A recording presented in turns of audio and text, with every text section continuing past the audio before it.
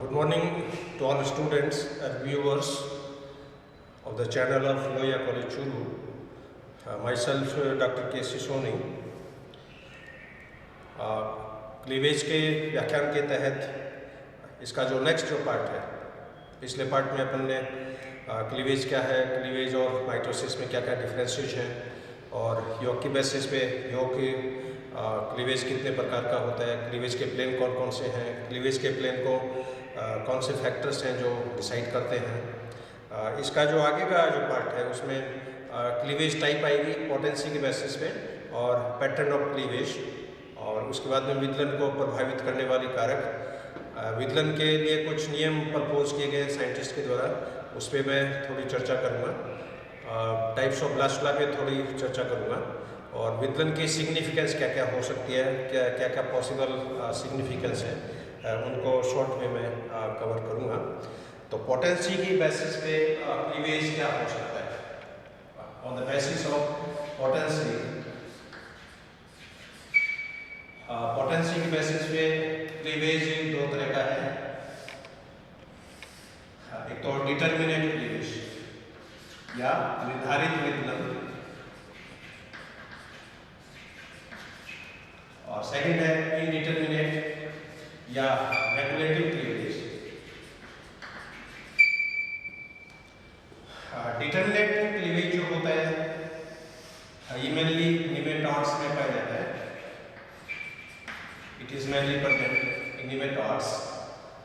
Regulative cleavage जो होता है ये अधिकांश वर्टिब्रेट्स में पाया जाता है। वर्टिब्रेट्स में जैसे अपने ह्यूमन के केस में, मैमल्स के केस में नियामक प्रकार का परिवर्तन होता है। अब इसको एक्सप्लेन कैसे करें। सपोज ये डिटर्मिनेट टाइप का कोई जाइगोट है, इधर ये रेगुलेटरी प्रकार का जाइगोट है।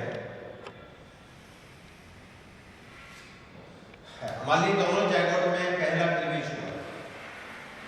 सपोज एस्केरिस है, एस्केरिस का जाइगोट डिवाइड हुआ और पहले क्लीवेज के बाद में इसमें दो कोशिकाएं बन गई। इसी तरह इधर मान लीजिए ये ह्यूमन का जाइगोट है, इसमें पहला क्लीवेज हुआ और पहला क्लीवेज होने के बाद में इसमें दो कोशिकाएं बन गई। अब इस निमेटॉड में एक सिचुएशन तो ये हो सकती है कि इसकी एक कोशिका को गर्म नीडल के द्वारा गर्म कर दें और नीडल के द्वारा इसके न्यूक्लियस को डैमेज कर दें। अब इसमें दो कोशिकाएं हैं, एक कोशिका का के अंदर डैमेज हो गया तो ये सेल अपने आप में मृत हो गई है। अब इसमें जो बची हुई एक जो कोशिका है उससे एबनॉर्मल एम्ब्रियो की फॉर्मेशन होती है, प्रॉपर एम्ब्रियो की फॉर्मेशन इसमें नहीं होती है, यानी विकृत प्रकार के भ्रूण का इसमें संश्लेषण होता है।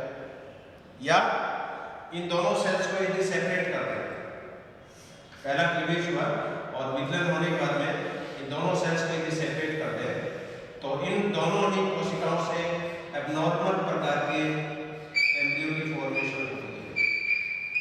दोनों ही कोशिकाओं से असामान्य प्रकार के भ्रूण का इसमें निर्माण होता है। उसका मेन कारण क्या है कि यहाँ पर कोशिकाओं का भविष्य पहले से डिसाइड हो गया है। Fate of cell is already determined कि कौन सी सेल आगे चलकर किस ऑर्गन्स का निर्माण करेगी।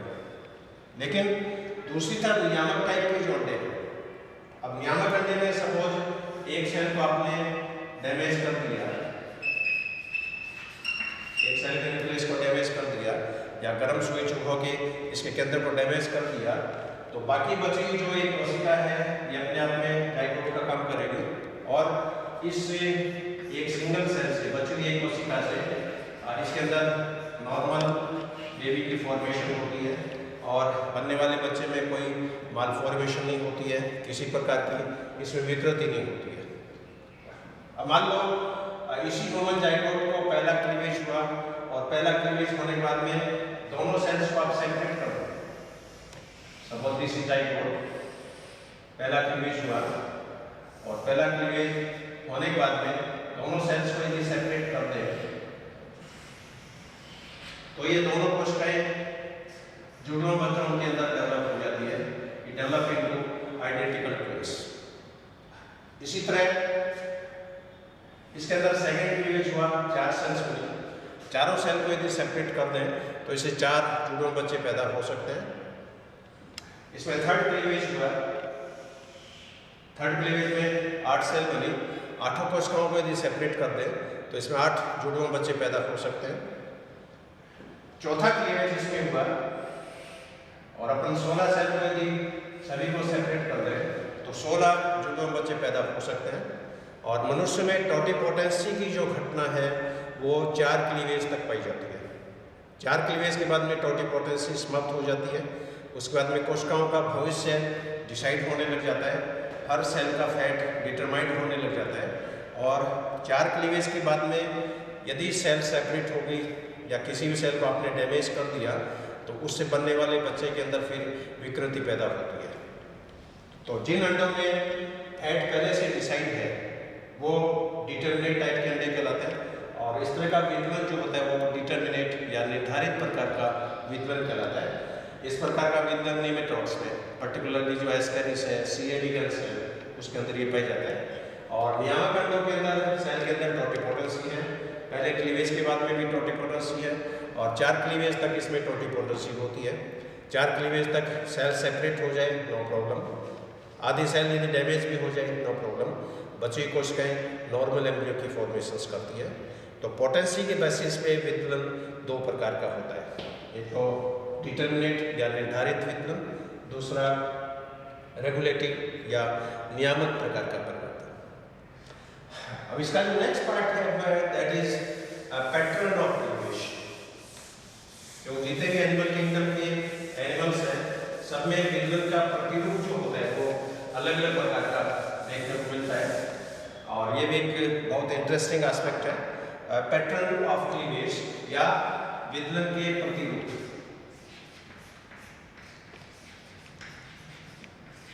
पैटर्न्स ऑफ क्लीवेज,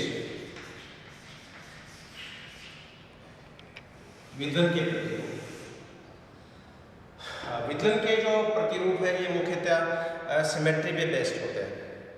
एम्ब्रियो के अंदर किस तरह की संविता बनती है, किस तरह की सिमेट्री बनती है, उसकी बेसिस पे इनका क्लासिफिकेशन किया गया है। तो मेनली एनिमल्स के अंदर 4 तरह का पैटर्न देखने को मिलता है। फर्स्ट इज रेडियल क्लीवेज या अरीय विद्वन, सेकंड इज स्पाइरल क्लीवेज या कुंडलित प्रकार का विद्वन, थर्ड इज बाइलेटरल क्लीवेज या द्विपार्श्व प्रकार का विद्वन, फोर्थ इज रोटेशनल क्लीवेज या घूर्णित प्रकार का विद्वन। इन सभी में मैं थोड़ी थोड़ी चर्चा करूंगा। रेडियल क्लीवेज जो होता है ये मेनली जैसे सी कुकुम्बर में मिलता है, सी अर्चिन में मिलता है। स्पाइरल क्लीवेज मोलस्का में पाया जाता है, विशेषकर गैस्ट्रोपोड्स में। बाइलेटरल क्लीवेज जो होता है ये ट्यूनिकेट्स में पाया जाता है, जैसे हार्डमानिया में। रोटेशनल क्लीवेज जो होता है ये मैमल्स में पाया जाता है। अब ये विद्वन का पैटर्न कैसे होता है इन सभी में मैं एक एक करके डिस्कस करूंगा। तो सबसे पहले जैसे रेडियल क्लीवेज, रेडियल क्लीवेज का पैटर्न जैसे कैसे होगा। सपोज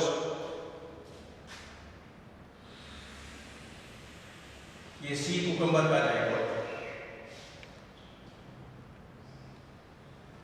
इस जाइगोट में पहला क्लीवेज मीडियोनल है, first cleavage is meridional, second cleavage meridional होता है लेकिन फर्स्ट क्लीवेज का परपेंडिकुलर होता है। This is first cleavage, this is second cleavage. तीसरा क्लीवेज यहां पर इक्वेटोरियल प्रकार का होता है, this is first cleavage, second cleavage, and this is third cleavage. चौथा क्लीवेज यहाँ पर फिर मीडियोनल है और सिंक्रोनस अंतर है। First cleavage meridional, second cleavage meridional and perpendicular to first cleavage, third cleavage equatorial, fourth cleavage meridional है और सिंक्रोनस प्रकार का है।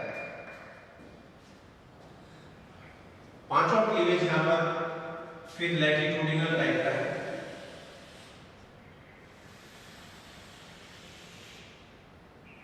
This is first cleavage meridional, second cleavage meridional, third cleavage equatorial, fourth cleavage meridional है और synchronous है, fifth cleavage latitudinal है और सिंक्रोनस है। इसकी एक काट एनिमल पोल की तरफ होगी, एक काट वेस्टर्न पोल की तरफ होगी। अब इस मॉर्फोलॉजी स्टेज में आप देख रहे हो, इसमें 32 कोशिकाएं हैं टोटल और 32 कोशिकाएं 8-8 की 4 पंक्तियों में प्रेजेंट है। ये फर्स्ट ईयर होगी प्रथम पंक्ति, ये सेकंड ईयर, ये थर्ड ईयर, ये फोर्थ ईयर और प्रत्येक पंक्ति में 8-8 कोशिकाएं हैं। 1 2 3 4 5 6 7 8। अब यहाँ पर आप देखें ऊपर वाली जो कोशिका है वो नीचे वाली कोशिका के ऊपर है, ये कोशिका इस कोशिका के ऊपर है, ये कोशिका इस कोशिका के ऊपर है। जिस तरह सिक्के के ऊपर सिक्का जैसे अपन रख दें उसी तरह एक कोशिका के ऊपर दूसरी कोशिका। इसके अलावा दो कोशिकाओं के बीच की जो खांच है, फर्रो, खांच के ऊपर खांच है, जैसे 3 और 4 नंबर के बीच की कोशिका खांच इन दो कोशिकाओं के बीच की खांच के ऊपर है। तो सेल के ऊपर सेल उपस्थित है, खांच के ऊपर खांच उपस्थित है। अब इस एम्ब्रियो को आप ऊपर से कहीं से भी देख लो, किसी भी डायरेक्शन से, इसके अंदर आपको रेडियल सिमेट्री, हरीय सममिता जो होती है वो दिखाई देती है। और रेडियल सिमेट्री जब भी होती है तो स्फेरिकल संरचना होती है, गोल गेंद के समान संरचना होती है। तो सिमेट्रिक बेसिस पे ये पहला प्रतिरूप है, दैट इज रेडियल। और ये क्लीवेज सी कोकम्बर में मिलता है, सी अर्सिन के अंदर भी मिलता है, एम्फीबियंस में भी पाया जाता है।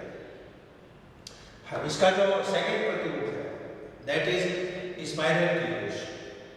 स्पाइरल में नाम से स्पष्ट है कि कुंडलन, कॉइलिंग, और कॉइलिंग जो होती है मेनली मोलस्का के प्राणियों में, विशेषकर मोलस्का की जो गैस्ट्रोपोडा जो क्लास है, गैस्ट्रोपोडा की जो प्राणी है जिसमें पाइला होता है, शंख जैसे होता है, मंदिर में शंख हो जाते हैं, उनमें देखा कवच में कुंडलन पाया जाता है, इनके बॉडी में कॉइलिंग होती है।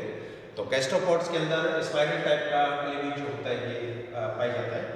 अब स्पाइरल क्लीवेज में अब ये जो स्पाइरल कॉइलिंग है ये भी क्लॉकवाइज हो सकती है, एंटी क्लॉकवाइज हो सकती है। और जनरली जो क्लॉकवाइज कॉइलिंग होती है वो डोमिनेंट प्रकार की होती है, एंटी क्लॉकवाइज कॉइलिंग जो होती है वो रिसेसिव प्रकार की होती है। लेकिन यहाँ पर क्या होगा कि डोमिनेंसी एक कोई डिसाइडिंग फैक्टर्स नहीं है। इसमें फीमेल का जो साइटोप्लाज्म होता है, फीमेल ओवम का जो साइटोप्लाज्म होता है, वो साइटोप्लाज्म भी इस पैटर्न को है कंट्रोल करता है। और इस तरह का जो पैटर्न होता है ये साइटोप्लाज्मिक इनहेरिटेंस के नाम से भी जानी जाती है। तो यहाँ पर जीन का कोई विशेष रोल नहीं है, जीन का रोल तो है, जीन के अलावा इसमें फीमेल का जो साइटोप्लाज्म है का वो भी विद्युत प्रतिरूप को, कॉइलिंग पैटर्न को यहाँ पर डिसाइड करता है। इन दोनों को मैं डिस्कस करूँगा। सपोज ये गैस्ट्रोपोड का जाएगा। अब स्पाइरल पैटर्न में क्या होगा, बाकी के जितने भी एनिमल्स देखे उसके अंदर स्पिंडल की पोजीशन ये होती है, लेकिन यहाँ पर क्या होगा, स्पिंडल जो होता है वो तिरछा होता है और एनिमल्स में बाकी एनिमल्स में स्पिंडल ये लंबवत डिवीजन होता है, यहाँ पर भी डिवीजन इसके लंबवत ही होगा, लेकिन यहाँ पर स्पिंडल की जो पोजीशन है वो या तो 45 डिग्री पे होगी या 135 डिग्री पे होगी। तो जाइगोट में स्पिंडल 45 डिग्री के डायरेक्शन पे है या 135 डिग्री के डायरेक्शंस पे है, उसी के अकॉर्डिंग इसमें डिसीजन हो जाता है कि क्लीवेज क्लॉकवाइज होगा या एंटी क्लॉकवाइज होगा। तो इसके अंदर ये फर्स्ट क्लीवेज, इसी का मान लीजिए दूसरा जाइगोट है, इसके अंदर फर्स्ट क्लीवेज इस तरह का होगा। सेकेंड क्लीवेज ये वाली फर्स्ट क्लीवेज है, तो सेकेंड क्लीवेज भी मीडियोनल होगा लेकिन फर्स्ट का परपेंडिकुलर होगा। यहाँ पर भी सेकेंड क्लीवेज, ये वाली फर्स्ट क्लीवेज है, ये सेकेंड क्लीवेज है। अब इसमें जो थर्ड क्लीवेज होगा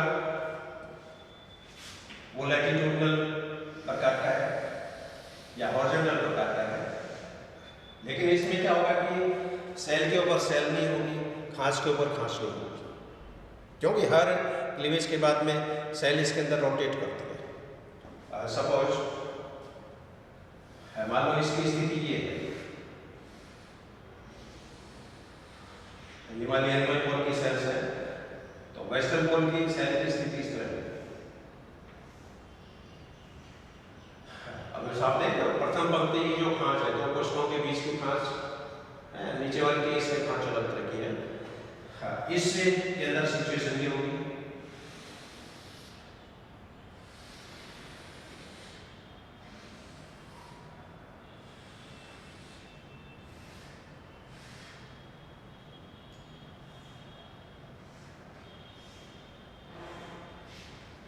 अब इन दोनों ही जाइगोट में आप देख रहे हो, इसमें जैसे क्लॉकवाइज पैटर्न बनेगा, इसके अंदर एंटी क्लॉकवाइज पैटर्न बनेगा, और अपर टियर की जो पंक्ति की जो कोष्ठों के बीच की खांच है, वो खांच नीचे वाली पंक्ति की खांच के ऊपर नहीं होती है, और हर क्लीवेज के बाद में सेल रोटेट होती रहती है। अब ये सेल क्लॉकवाइज रोटेट होगी या एंटी क्लॉकवाइज रोटेट होगी, उसी के अकॉर्डिंग इसका क्लीवेज पैटर्न होता है। तो क्लॉकवाइज पैटर्न है ये जनरली डोमिनेट होता है और इसको कैपिटल डी के द्वारा रिप्रेजेंट करते हैं। एंटी क्लॉकवाइज पैटर्न है ये रिसेसिव प्रकार का है, इसको स्मॉल डी के द्वारा रिप्रेजेंट करते हैं। लेकिन यहाँ पर फीमेल के ओवन का जो साइटोप्लाज्म है वो भी विदलन प्रतिरूप को डिसाइड करता है। जो कई बार जीनोटाइप कैपिटल डी होता है, लेकिन कई बार उसमें क्लॉकवाइज रोटेशंस नहीं बनता है, क्लॉकवाइज सिमेट्री नहीं बनती है, एंटी क्लॉकवाइज सिमेट्री इसमें बन जाती है। इसके अलावा गैस्ट्रोपोड में जो जितने भी ब्लास्टोमियर्स बन रही है, ये ब्लास्टोमियर्स आपस में उस साइटोप्लाज्मिक कनेक्शंस के द्वारा भी जुड़ी रहती है। इनके बीच में छोटे छोटे चैनल्स पाए जाते हैं। जैसे ये दो ब्लास्टोमियर है, इन दोनों ब्लास्टोमियर के बीच में छोटा सा एक चैनल है, छोटा सा एक कनेक्शन है, और इस कनेक्शंस के द्वारा मॉलिक्यूल्स जो होते हैं वो एक सेल से दूसरी सेल में ट्रांसमिट होते रहते हैं। तो विशेषकर जो नाइट्रोजनस कंटेंट है, विशेषकर जैसे डीएनए के मॉलिक्यूल है, आरएनए के मॉलिक्यूल्स हैं, माइटोकॉन्ड्रिया है, ये इस साइटोप्लाज्मिक चैनल्स के द्वारा, इनको फ्यूजोम्स बोलते हैं, फ्यूजोम्स, इन फ्यूजोम्स के द्वारा ये मॉलिक्यूल एक सेल से दूसरी सेल्स में ट्रांसमिट होते रहते हैं, क्योंकि ये हर सेल में एक तरह से डिटर्मिनेट, हर सेल का भविष्य क्या होगा, हर सेल की पर्सनैलिटी क्या होगी, हर सेल से आगे चलकर कौन सी रचना बनेगी, कौन सा ऑर्गन्स बनेगा, उसी के अकॉर्डिंग इन मॉलिक्यूल्स का यहाँ पर आइसोलेशन होता जाता है, सेपरेशन होता जाता है। तो ये सेकेंड पैटर्न है, दैट इज स्पाइरल क्लीवेज। तीसरा जो विदलन का प्रतिरूप है, दैट इज बाइलेटरल क्लीवेज या द्विपार्श्व। अब इसमें नाम से स्पष्ट है कि इसमें जो एम्ब्रियो बनेगा उसके अंदर बाइलेटरल सिमेट्री, द्विपार्श्व संहिता जो होती है वो पाई जाती है, और ये विदलन प्रतिरूप विशेषकर टूनिकेट्स में, जैसे हडमानिया है, हडमानिया के अंदर ये पाई जाता है, और इसमें भी दो तरह की वेरिएशंस होती है। सपोज ये जाइगोट है,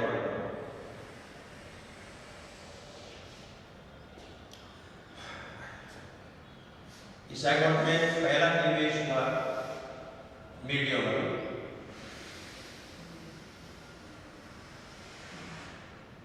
दिस इज मीडियोनल,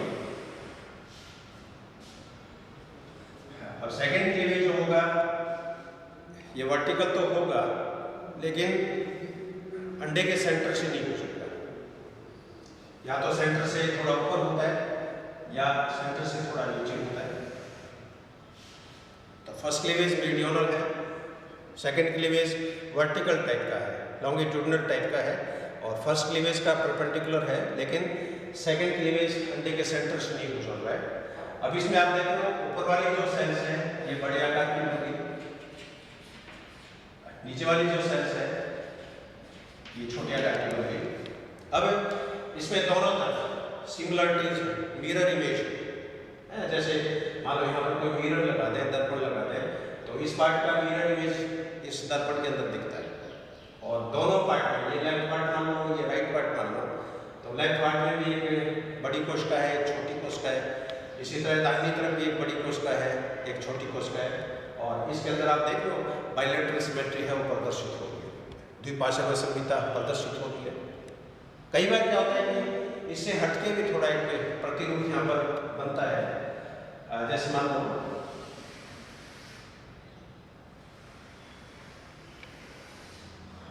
पहला क्लीवेज हुआ मीडियोनल, सेकंड क्लीवेज भी मीडियोनल है और फर्स्ट का परपेंडिकुलर है, लेकिन इस एम्ब्रियो में क्या होता है कि एक सेल का आकार थोड़ा बड़ा होता है। चार सेल में तीन सेल्स का आकार एक समान है, लेकिन एक सेल की जो साइज है वो अपेक्षाकृत थोड़ी बड़ी हो जाती है, और इससे बड़ी आकार की कोशिका को डी सेल के नाम से जाना जाता है, it is called as the cell. अब इस एम्ब्रियो में आप देख लो बाइलेटरल सिमेट्री है वो प्रदर्शित हो रही है। मान लो इससे एम्ब्रियो को आप यहाँ से काट लो, स्टेज को यहाँ से काट लो, तो काटने के बाद में जो दोनों जो हाफ पार्ट बन रहे हैं, ये हाफ पार्ट, ये हाफ पार्ट, दोनों हाफ पार्ट में डी सेल का आधा आधा हिस्सा बट रहा है इक्वली। तो ट्यूनिकेट्स के अंदर दो तरह का पैटर्न मिलता है, उसमें भी द्विपार्श्व संहिता प्रदर्शित हो रही है, इसके अंदर भी बाइलेटरल सिमेट्री प्रदर्शित हो रही है, इसलिए विल्सन का ये प्रतिरूप बाइलेटरल क्लीवेज के नाम से जाना जाता है। चौथा जो पैटर्न है रोटेशनल क्लीवेज, ये बहुत ही इंटरेस्टिंग है, और विशेषकर मैमल्स में, यूथेरियन जो मैमल्स है उसके अंदर ये पैटर्न पाया जाता है, और रोटेशन करता है बारी बारी, जिस तरह वॉलीबॉल का जो गेम होता है उसमें 6 प्लेयर होते हैं वो रोटेशन से, तो हर प्लेयर वॉलीबॉल में जैसे है सर्विस भी करेगा, हर स्मैशिंग करेगा, है हर फाइट भी करेगा, तो रोटेशन से बारी बारी हर जो खिलाड़ी है वो है उसका सर्विस करने का नंबर आता रहता है। इसमें सपोज ये मैमल्स का zygote,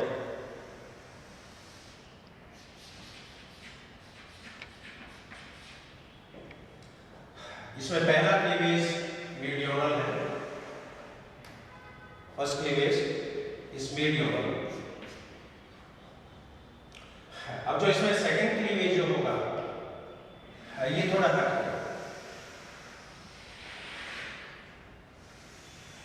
this is first cleavage. अब इसमें सेकंड क्लीवेज जो है वो एक सेल के अंदर तो मीडियोनल टाइप का है, लेकिन इधर वाली जो सेल्स है इसके अंदर ये इक्वेटोरियल टाइप का है। इस सेल के अंदर डिवीजन मीडियोनल है, फर्स्ट का परपेंडिकुलर है, लेकिन उधर वाली सेल्स में ये डिवीजन इक्वेटोरियल टाइप का है। अब तीसरा क्लीवेज जो होगा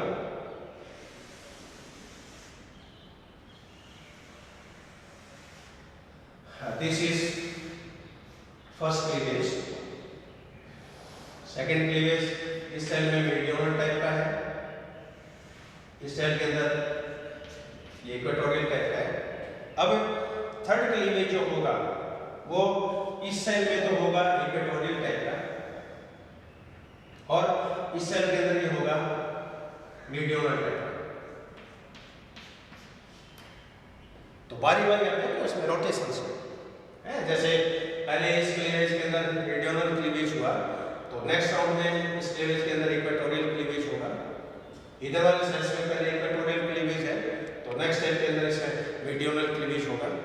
तो बारी बारी हर सेल्स में विदलन का जो पैटर्न है, विदलन का जो प्लेन है वो रोटेशन से यहाँ पर अपने आप ऑटोमेटिकली ऑपरेट होता रहता है। अब दिखने में ये स्टेज वैसे ही है, क्योंकि लास्ट में खांस से खांस मिल गई, ये खांस इस खांस से मिल गई, ये खांस इस खांस से मिल गई, लेकिन ये नेक्स्ट क्लीवेज होने के बाद में, नेक्स्ट जो डिवीजन है वो सक्सेसफुल ऑपरेट होने के बाद में ये पॉसिबिलिटी बनती है। तो रोटेशन होता है, क्लीवेज के प्लेन का रोटेशन होता है, इसलिए इस विदलन को रोटेशनल क्लीवेज के नाम से जाना जाता है। तो प्राणियों के अंदर 4 विदलन प्रतिरूप जो है वो पाया जाता है: radial cleavage, spiral cleavage, bilateral cleavage और रोटेशनल क्लीवेज। अब क्वेश्चन है कि इस क्लीवेज पैटर्न को डिसाइड कौन करता है, कौन कौन से फैक्टर्स हैं जो विदलन के प्रतिरूप को नियंत्रित करने के लिए, इसको कंट्रोल करने के लिए उत्तरदायी है। तो इस पर भी मैं शॉर्ट में आपसे चर्चा करना चाहूँगा। कौन कौन से फैक्टर्स हैं, कौन कौन से डिसाइडिंग क्राइटेरिया है जिसके द्वारा विदलन का तल, विदलन का प्रतिरूप है जो कंट्रोल होता है। तो कंट्रोलिंग फैक्टर्स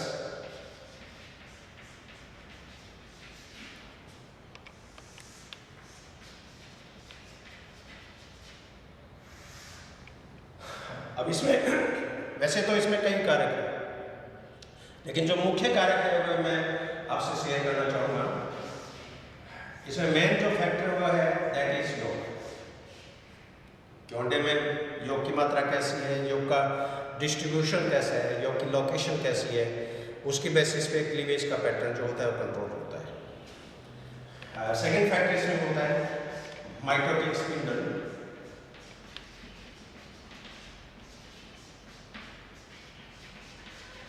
तो माइटोटिक स्पिंडल की पोजीशन कैसी है, स्पिंडल का डायरेक्शन कैसा है, उसके आधार पर भी विदलन का प्रतिरूप डिसाइड होता है।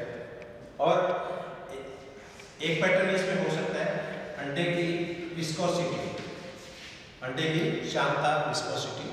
अंडे के अंदर जो साइटोप्लाज्म है, योग है वो तरल रूप में है या गाढ़े रूप में है, उसके आधार पर भी विदलन का प्रतिरूप कई बार प्रभावित होता है। इसमें पहला जो कारक है योग, इसमें एक नियम है बाल्फोर का। बाल्फोर का नियम क्या कहता है कि विदलन की दर जो होती है, रेट ऑफ क्लीवेज, ये योग की मात्रा के अनुपाती होती है। Rate of cleavage is it must be proportional to amount of yolk. अब कुछ अंडे ऐसे हैं जिसके अंदर साइटोप्लाज्म बहुत ज़्यादा है, योग बहुत कम होता है। जैसे एम्फियोक्सस के अंडे, इसके अंदर साइटोप्लाज्म बहुत कम है, पूरे अंडे के अंदर साइटोप्लाज्म भरा हुआ है, योग बिल्कुल भी नहीं है। मेढक के अंडे जो होते हैं उसमें एनिमल पोल पे साइटोप्लाज्म है, लेकिन वेस्टल पोल पे योग भरा रहता है। मुर्गी के जो अंडे होते हैं इसमें 95% योग है, 5% साइटोप्लाज्म है। और योग जहाँ भी होगा वहाँ पर विदलन की क्रिया मंदी हो जाती है, स्लो हो जाती है। जैसे मेंढक के अंडे में आपने देखा, जैसे मेंढक का अंडा है सब, और इस मेंढक के अंडे में पूरा जो वेस्टर्न पोल होता है वो योग से भरा रहता है। योग से भरा रहता है तो इसके अंदर एनिमल पोल पे तो डिवीजन हो जाएगा बहुत रैपिडली, लेकिन वेस्टर्न पोल पे डिवीजन जो होता है बहुत स्लो होता है। तो विदलन की दर साइटोप्लाज्म की मात्रा के समानुपाती होती है, लेकिन योग की मात्रा के विरोधानुपाती होती है। इसलिए योग का डिस्ट्रीब्यूशन कैसा है, योग की अमाउंट कैसी है, ये एक बहुत मेजर डिसाइडिंग फैक्टर है क्लीवेज के पैटर्न के लिए, क्लीवेज के प्लेन के लिए। Second aspect mitotic spindle. ये मैं पहले बता चुका हूँ कि विदलन का तल जो होता है वो स्पिंडल के हमेशा लंबवत होता है। सपोज ये स्पिंडल है तो पहला क्लीवेज इसके लंबवत होगा। अब पहले क्लीवेज के बाद में स्पिंडल यूँ रोटेट हो गया तो विदलन का प्रतिरूप यूँ होगा। सेकेंड क्लीवेज के बाद में स्पिंडल मान लीजिए यूँ हो गया तो विदलन का प्रतिरूप यूँ होगा। तो हर डिवीजन के बाद में स्पिंडल जो होता है वो 90 डिग्री से रोटेट करता रहता है।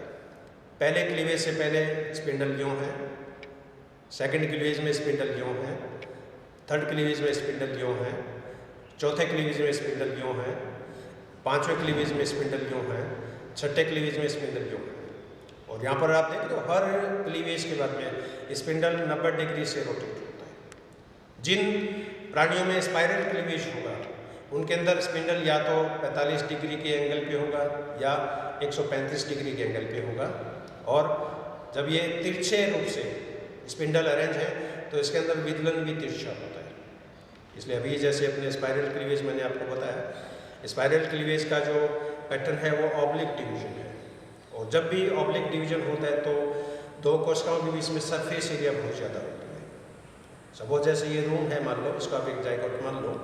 अब इस रूम के अंदर आप बीचों बीच दीवार खींचो और एक इस रूम में उस कॉर्नर से इस कॉर्नर तक दीवार बनाओ, तो आप देखोगे कि जो डायगोनली जो दीवार बन रही है एक कॉर्नर से दूसरे कॉर्नर तक, उस दीवार के अंदर ईंटें ज़्यादा लगती हैं। लेकिन आप बीच में एकदम सीधी दीवार बना रहे हो तो उसके अंदर ईंटें कम लगती है। इसका मतलब ऑब्लिक जो वाल बन रही है उसकी सरफेस एरिया ज़्यादा है, ये जो दीवार बन रही है इसमें सरफेस एरिया कम है। इसलिए जितने भी गैस्ट्रोपोड्स हैं उन कोशिकाओं के बीच में संपर्क स्थल बहुत ज़्यादा होता है, सरफेस एरिया बहुत ज़्यादा होती है। और इसके अलावा इन कोशिकाओं के बीच में छोटे छोटे चैनल्स हैं, कनेक्शंस हैं। उन कनेक्शंस के द्वारा एक कोशिका का साइटोप्लाज्म दूसरी कोशिका के साइटोप्लाज्म से कम्युनिकेट होता रहता है। क्योंकि वहाँ पर हर सेल को भविष्य है वो डिसाइड होना है कि आगे चलकर कौन सी रचना बनेगी, कौन सा ऑर्गेन बनेगा। उसी के अकॉर्डिंग सेल के मॉलिक्यूल्स, सेल के ऑर्गेनेल्स, सेल के राइबोसोम, सेल का डीएनए, आरएनए एक सेल से दूसरी सेल्स के अंदर प्रवाहित होता रहता है। तो योग के साथ साथ स्पिंडल है, ये भी बहुत मेजर डिसाइडिंग फैक्टर्स है। विस्कोसिटी जो है, विस्कोसिटी खांच बनाने में रेस्पॉन्सिबल है। विदलन खांच ये ठीक उसी तरह ही है जैसे मान लीजिए किसी प्याले में शहद भरा हुआ हो, क्यों शहद जनरली है वो गाढ़ा होता है। और इस शहद को जैसे आप फ्रिज के अंदर रखते हो थोड़ी देर, ये शहद और गाढ़ा हो जाएगा। और इस शहद में आप चाकू से जैसे शहद को काटो तो किस तरह की खांच बनती है, उस तरह की खांच जायगोट के अंदर फर्स्ट क्लीवेज के दौरान होती है। तो मेरा जो एमफिल का वर्क है वो मेंढक के ऊपर जैसे हमने किया है, और बाकायदा स्टीरियो माइक्रोस्कोप में मैंने सारी स्टेजेज मेरी आंखों से देखी है। फर्स्ट क्लीवेज कैसे होता है, सेकंड क्लीवेज कैसे होता है, थर्ड क्लीवेज कैसे होता है। और विदलन की जो खांच होती है वो एकदम फर्रों के रूप में, एक फर्रों के रूप में, जैसे इस तरह, जैसे ये मेडिका वाली जायगोट है, तो विदलन की जो खांच होती है वो एकदम डीप टाइप है।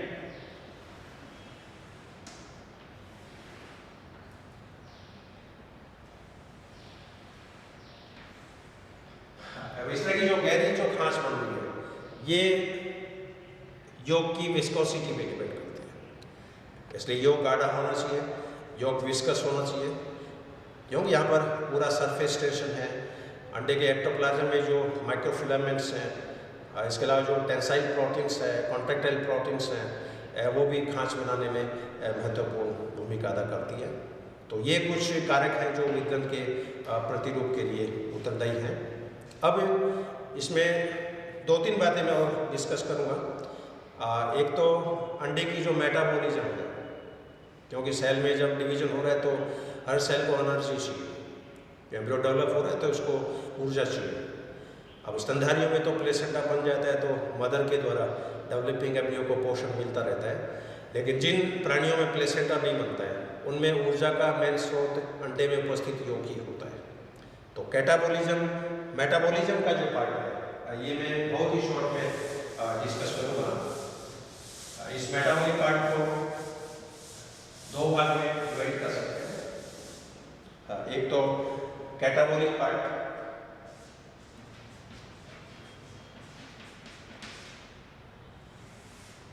Second is anabolic part. अब कैटाबॉलिज्म में तो क्या होता है कि कॉम्प्लेक्स मॉलिक्यूल्स जो होते हैं, जटिल मॉलिक्यूल, ये सिंपल मॉलिक्यूल्स में कन्वर्ट हो जाते हैं। लेकिन एनाबॉलिज्म में सिंपल मॉलिक्यूल जटिल मॉलिक्यूल्स में कन्वर्ट होते हैं। अब अंडे के अंदर कॉम्प्लेक्स मॉलिक्यूल्स जो है, ये कॉम्प्लेक्स मॉलिक्यूल कार्बोहाइड्रेट के रूप में हो सकते हैं, प्रोटीन के रूप में हो सकते हैं, फैट के रूप में हो सकते हैं, और कोई मैक्रोमोलिक्यूल्स हो सकते हैं। अब जो जो सेल्स में डिवीजन होता है, हर सेल्स को एटीपी चाहिए। तो यहाँ पर अपन देखते हैं कि जो जो एम्ब्रियो की ग्रोथ होती है, उसके अंदर उपस्थित योग धीरे धीरे खत्म होता जाता है, उस योग का ऑक्सीडेशन हो जाता है, और इसके अंदर जितनी भी मेटाबॉलिक साइकिल्स जो होती है वो चलती है, जिसमें जैसे ग्लाइकोलाइसिस है, क्रेब्स साइकिल है। तो ग्लाइकोलाइसिस है वो साइटोप्लाज्म में संपन्न होती है, क्रेब्स साइकिल जो होती है वो माइटोकॉन्ड्रिया में संपन्न होती है, और जब इन संचित भोजन का ऑक्सीकरण होता है तो उसके अंदर एनर्जी निकलती है, और ये एनर्जी डेवलपिंग एम्ब्रियो के काम में आती है। इसका जो एनाबॉलिक पार्ट है, एनाबॉलिक पार्ट में क्या होगा कि सिंपल मॉलिक्यूल्स जटिल मॉलिक्यूल्स में कन्वर्ट हो जाते हैं, और यहाँ पर मेनली 3 मॉलिक्यूल्स यहाँ पर बने हैं। एक तो डीएनए की फॉर्मेशन, एक आरएनए की फॉर्मेशन, एक प्रोटीन की फॉर्मेशन। डीएनए विदलन के हर डिवीजन में चलेगा, जो जब भी सेल डिवाइड होती है डीएनए डबल होता है एस फेज में। और ये मैंने पिछले व्याख्यान में आपको बताया था कि क्लीवेज की जो इंटरफेज होती है ये स्टार्टिंग में बहुत छोटी है, लेकिन एस फेज उसमें पाई जाती है। 10-12 क्लीवेज के बाद में इंटरफेस का ड्यूरेशन बढ़ जाता है, और उसमें G1, S और G2 तीनों प्रावस्थाएं संपन्न हो जाती है। यहाँ पर S का मतलब सिंथेसिस, G का मतलब ग्रोथ। तो डीएनए का संश्लेषण जो है वो विदलन की हर स्टेज में होता है। यहाँ पर डीएनए से डीएनए की फॉर्मेशन होती है, और ये घटना डीएनए रेप्लिकेशंस कहलाती है। 10-12 विदलन के बाद में जब G1 और G2 स्टेज जब स्टार्ट हो जाएगी, उस केस में ट्रांसक्रिप्शन के द्वारा डीएनए से तीनों प्रकार के आरएनए बनेंगे। डीएनए से एमआरएनए बनता है, डीएनए से ट्रांसफर आरएनए बनता है, इस डीएनए से राइबोसोमल आरएनए बनता है। अब विदलन के जो प्रारंभिक स्टेजेस है 10-12 क्लीवेज, उसके अंदर G1, G2 स्टेज एब्सेंट नहीं होती है। इट मीन्स वहाँ पर प्रोटीन सिंथेसिस नहीं होना चाहिए, लेकिन oogenesis के दौरान जो मैसेंजर आरएनए बनता है उसका 10% पार्ट इन्फॉर्मोसोम्स में कन्वर्ट हो जाता है, और ये इन्फॉर्मोसोम्स विदलन की प्रारंभिक अवस्थाओं में प्रोटीन का सिंथेसिस करता है। G1, G2 स्टेज जब स्टार्ट हो जाएगी तो ट्रांसक्रिप्शन होगा, और ट्रांसक्रिप्शन से तीनों प्रकार के आरएनए बनेंगे, और ये जो एमआरएनए जो बनता है, ये एमआरएनए फिर इन प्रोटीन्स का संश्लेषण करता है। इसलिए स्टार्टिंग में जो प्रोटीन्स बनती है विदलन में, वो इन्फॉर्मोसोम्स में उपस्थित एमआरएनए के द्वारा बनती है। 10-12 क्लीवेज के बाद में जो प्रोटीन्स बनती है, वो प्रोटीन्स G1 और G2 फेज में बनने वाले एमआरएनएस बनती है। अब ये प्रोटीन्स अलग अलग स्टेज में अलग अलग प्रकार के होते हैं। स्टार्टिंग में जो प्रोटीन्स हैं वो हिस्टोन टाइप के होते हैं, बाद में जो प्रोटीन्स हैं वो स्ट्रक्चरल प्रकार के हैं, रेगुलेटरी प्रकार के हैं, एंजाइमेटिक प्रकार के हैं। डीएनए पॉलीमरेज की भी यहाँ पर आवश्यकता होती है। तो विदलन की हर स्टेज में अलग अलग स्टेज में अलग अलग तरह के प्रोटीन्स संश्लेषित होते हैं। तो ये इसकी फिजियोलॉजी का पार्ट मैंने बहुत ही शॉर्ट में डिस्कस किया है। और फिजियोलॉजी में कैटाबोलिज्म, एनाबोलिज्म। कैटाबोलिज्म में जटिल मॉलिक्यूल सिंपल मॉलिक्यूल्स में कन्वर्ट होंगे, एनाबोलिज्म में सिंपल मॉलिक्यूल्स जटिल मॉलिक्यूल्स में कन्वर्ट होंगे। और यहाँ पर डीएनए से डीएनए की फॉर्मेशन है बाय रेप्लिकेशन, डीएनए से आरएनए बनते हैं बाय ट्रांसक्रिप्शन, और प्रोटीन का सिंथेसिस होता है, दैट इज ट्रांसलेशन। अब इसका जो लास्ट पार्ट है इस चैप्टर का, उसमें सिग्निफिकेंस क्या है वो मैं बहुत शॉर्ट में डिस्कस करूँगा। टाइप्स ऑफ ब्लास्टुला, कुछ ब्लास्टुला कल के व्याख्यान में अपन डिस्कस कर लिए थे, जिसके अंदर सीलोब्लास्टुला। इस पार्ट को भी मैं शॉर्ट में आपसे शेयर कर देता हूँ। टाइप्स ऑफ ब्लास्टुला, जैसे ब्लास्टुला के टाइप्स क्या क्या हो सकती है, कौन कौन से एनिमल्स में मिलती है, इन ब्लास्टुला में क्या क्या कैरेक्टरिस्टिक्स हो सकती है। तो टाइप्स ऑफ ब्लास्टुला, ब्लास्टुला के प्रकार मेनली 6 तरह के ब्लास्टुला एनिमल किंगडम्स में पाई जाता है। फर्स्ट इज सीलोब्लास्टुला,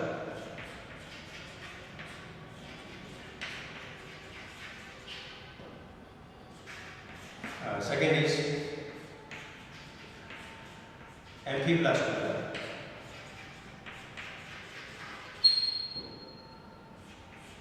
थर्ड इज पेरीब्लास्टुला,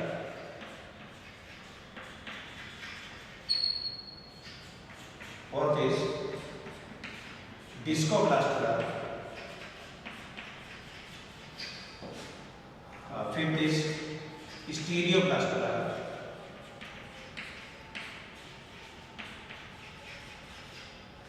और sixth is blastocyst।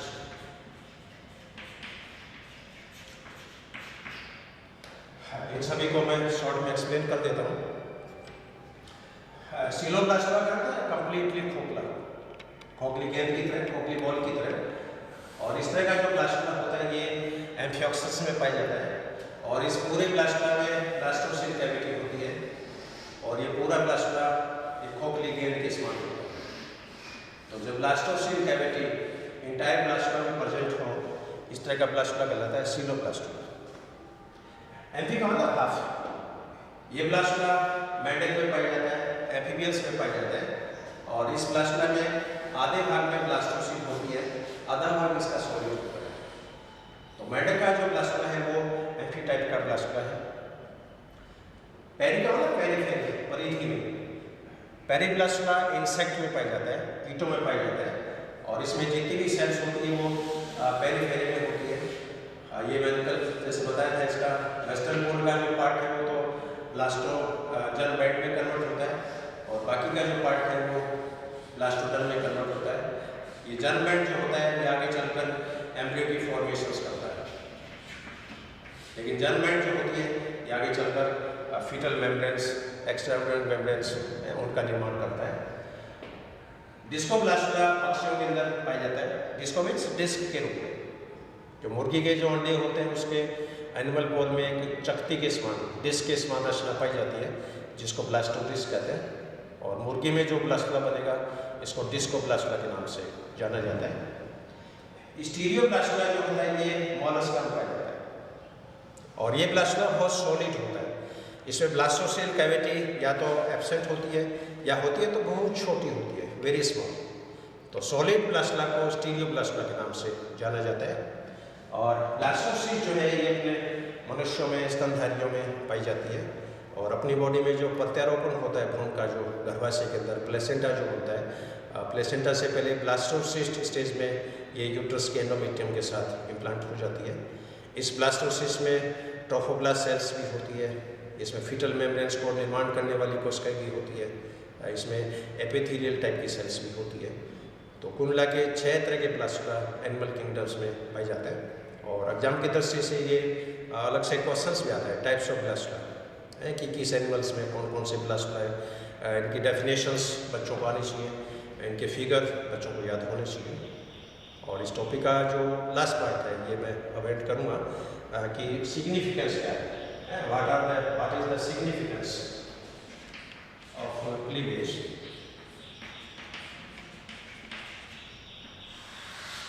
क्योंकि एम्ब्रियोलॉजी में हर चैप्टर का अपना अपना महत्व है, हर चैप्टर की अपनी अपनी सिग्निफिकेंस है। हाँ, ये मैं पॉइंट वाइज ही डिस्कस कर लेता हूँ। विलन की सबसे पहली जो सिग्निफिकेंस वो तो ये है कि अपनी बॉडी मल्टी सेलुलर है, अपनी बॉडी में खरबों सेल्स है। इसलिए एक फॉर्मूला होता है बॉडी वेट इंटू 10 की घात 15। आपका वजन मान लीजिए 60 किलो है तो आप में 60 इंटू 10 की घात 15 इतनी कोशिकाएं आपके शरीर में उपस्थित हैं। और जितनी सेल्स होती हैं उसकी 50% सेल्स आपके खून में पाई जाती है, रक्त में। रक्त में जो आरबीसी है, डब्ल्यूबीसी है, प्लेटलेट्स है। तो एक ये सिंपल सा फॉर्मूला है, बॉडी वेट इंटू 10 की घात 15। अब मल्टी सेलर एनिमल्स है तो इन कोशिकाओं का बनना भी बहुत जरूरी है।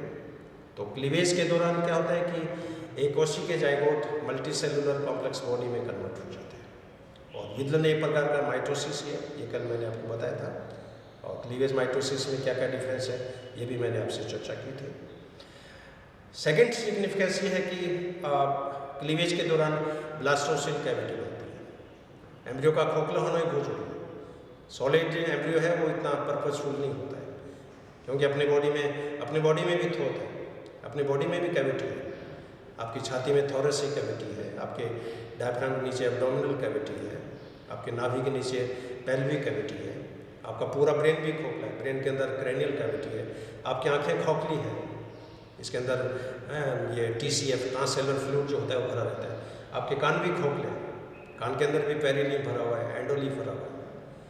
अब ब्लास्टोसिल कैविटी जब बनेगी तो गैस्ट्रेशन के दौरान सेल मूवमेंट करके अंदर जाती है, क्योंकि अलग अलग तरह की फॉर्मेटिव मूवमेंट होती है। स्किन का निर्माण करने वाली सेल हमेशा बाहर रहनी चाहिए, आहारनाल का निर्माण करने वाली सेल्स हमेशा अंदर रहनी चाहिए, मांसपेशियों और हड्डियों का निर्माण करने वाली सेल्स हमेशा एक्टोडर्म और एंडोडर्म के बीच में रहनी चाहिए। तो क्लीवेज के दौरान ब्लास्टोसिल कैविटी जो होती है ये बनती है और इसका बनना बहुत जरूरी है, अदरवाइज ये गैस्ट्रेशन की मूवमेंट है वो संपादित नहीं होती है। इसके अलावा जो जो डिवीजन होगा हर सेल्स का साइटोप्लाज्म चेंज होता रहता है और न्यूक्लियस के चारों ओर का सराउंडिंग एनवायरनमेंट वो साइटोप्लाज्म है। और आजकल एक एंड्रोलॉजी में एक चैप्टर चलता है न्यूक्लियो साइटोप्लाज्मिक इंटरेक्शन, यानी केंद्र के चारों ओर जो कोशिका द्रव्य है वो क्या जीन की कार्य प्रणाली को प्रभावित करता है, क्या जीन की फंक्शनिंग को प्रभावित करता है क्या। इसको मैं सिंपली मेंढक का जो क्लीवेज है ये मैं यहाँ पर जैसे आपको दूंगा। सपोज मेंढक में पहला क्लीवेज हुआ रेडियोल, नो प्रॉब्लम। सेकेंड क्लीवेज हुआ रेडियोल, नो प्रॉब्लम। अब तीसरा क्लीवेज यहाँ पर लैटिट्यूडनल टाइप का हो गया और एनिमल पोल की जो सेल्स बन रही है ये आकार में छोटी है, इसको माइक्रोमियर्स के नाम से जाना जाएगा। और वेस्ट्रल पोल की जो सेल्स है ये आकार में बड़ी है, इनको मेगामियर के नाम से जाना जाएगा। अब इन सभी सेल्स में केंद्रक एक जैसा है, सभी सेल्स में गुणसूत्र एक जैसे हैं, सभी सेल्स में DNA एक जैसा है, लेकिन इनका जो सराउंडिंग एनवायरनमेंट है वो यहाँ पर चेंज हो गया है। अब आप देख रहे हो एनिमल पोल में जो सेल्स है इन सेल्स के चारों साइटोप्लाज्म है, यानी एनिमल पोल की सेल में जो केंद्रक है उस केंद्रक के चारों साइटोप्लाज्म है, योग की मात्रा बहुत कम है। जबकि वेस्टर्न पोल की जो सेल्स है इसमें जो केंद्रक है इसके चारों ओर बहुत फर्क है। अब सेम जाइगोट था, सेम सेल्स थी, लेकिन थर्ड क्लीवेज में आप देख रहे हो, थर्ड क्लीवेज के बाद में यहाँ पर nucleus is surrounded by cytoplasm, यहाँ पर न्यूक्लियस इज सराउंडेड बाय योग। जबकि दोनों में केंद्रक सेम है, दोनों में क्रोमोसोम सेम है, दोनों में DNA सेम है, दोनों में जीन सेम है, लेकिन यहाँ पर जीन्स के चारों ओर का एनवायरनमेंट कोशिका द्रव्य के रूप में है, यहाँ पर जीन के चारों ओर का एनवायरनमेंट योग के रूप में है। अब यहाँ पर अलग अलग तरह के इंट्रैक्शंस होंगे, यहाँ पर अलग तरह का न्यूक्लियोसाइटोप्लाज्मिक इंट्रैक्शन होगा, यहाँ पर अलग तरह का न्यूक्लियोसाइटोप्लाज्मिक इंट्रैक्शंस होगा। और इसमें और भी यदि डिटेल में जाएंगे अपन तो हो सकता है कि ऊपर वाली सेल्स में माइटोकॉन्ड्रिया कम हो, यहाँ पर माइटोकॉन्ड्रिया ज़्यादा हो। ये भी हो सकता है कि इन सेल्स में राइबोसोम ज़्यादा हो, इन सेल्स में राइबोसोम्स कम हो सकता है ये सेल मेटाबॉलिकली एक्टिव ज़्यादा हो, ये सेल मेटाबॉलिकली एक्टिव कम हो। तो जो जो डिवीजन होगा हर सेल्स का डिटर्मिनेशंस होता जाता है, हर सेल का भविष्य बनता जाता है, क्योंकि आगे चलकर अपनी बॉडी में लाखों तरह की सेल्स हैं। कि रेटिना बननी है तो कौन सी सेल चाहिए, RBC बननी है तो कौन सी सेल चाहिए, स्किन की एपिडर्मिस बननी है तो कौन सी सेल चाहिए, हड्डियों की फॉर्मेशन करनी है तो कौन सी सेल चाहिए। तो जो जो विधलन चलता रहेगा कोशिकाओं के अंदर डिफ्रेंशिएशन होता रहता है, कोशिकाओं में डिटर्मिनेशंस होता रहता है। तो विधलन में मेन ये 3 सिग्निफिकेंस है। एक तो डिवीजन के द्वारा मल्टी सेल्स बनती है, क्लीवेज के द्वारा ब्लास्टोसिल कैविटी बनती है, और विधलन के द्वारा सेल का जो भविष्य है, सेल का जो डिटर्मिनेशंस है वो यहाँ पर डिसाइडेशन होता है। इसके अलावा भी छोटी मोटी कई सिग्निफिकेंस हैं, लेकिन वो इतनी ज़्यादा इम्पोर्टेंट नहीं है। और इन सिग्निफिकेंस में बाकी की जो मेन मुख्य जो सिग्निफिकेंस है उसके अंदर कई पहलू हैं, कई एस्पेक्ट है जिसको अपन शेयर कर सकते हैं। हाँ, ये क्या होगा कि विदलन में जो स्टार्टिंग में जो डिवीज़न है वो सिंक्रोनस है, लेकिन 10-11 क्लीवेज के बाद में डिवीज़न एसिंक्रोनस हो जाएंगे। तो स्टार्टिंग की जो क्लीवेज है उसमें इंटरफेस बहुत छोटी होती है, बाद में इंटरफेस का ड्यूरेशन बढ़ जाता है। तो सिंक्रोनस डिवीज़न का एसिंक्रोनस डिवीज़न में ट्रांसफॉर्मेशन, ये भी इसकी सिग्निफिकेंस है। और विदलन की हर स्टेज में अलग अलग तरह के प्रोटीन्स बन रहे हैं। ये मैंने आपको बताया कि विदलन की जो प्रारंभिक अवस्थाएं हैं उसके अंदर इन्फॉर्मोसोम्स के द्वारा प्रोटीन सिंथेसिस होता है। 10-12 क्लीवेज के बाद मदर का जो जीन्स है वो प्रोटीन सिंथेसिस करता है। गैस्ट्रेशन के दौरान फादर के जो जीन है वो प्रोटीन सिंथेसिस करते हैं। तो हर स्टेज में सेल का जो केमिकल कंपोजिशन है वो भी चेंज होता रहता है, और एक प्रकार से सेल्स में कीमो डिफरेंशिएशन की घटना होती रहती है।